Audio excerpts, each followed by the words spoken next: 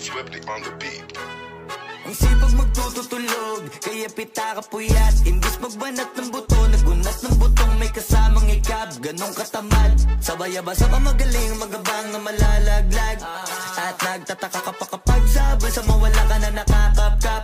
Clap, clap, clap, ang hilig mo sa teka muna. Kaya imbis sa lapian nakuha mo muta. Punto ko sana makuha, na baka sa kakahiga mo ay diyan ka makuba.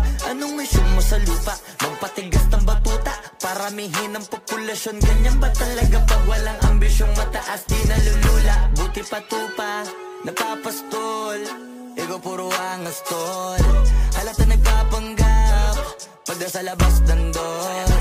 Iba-ibang palabas, kaya madalas mag-mall. Akala mo lang nakahabol ka na, pero di ka pa nakakascore. Di lang pala yung tulog yung pwedeng may mapanaginipan.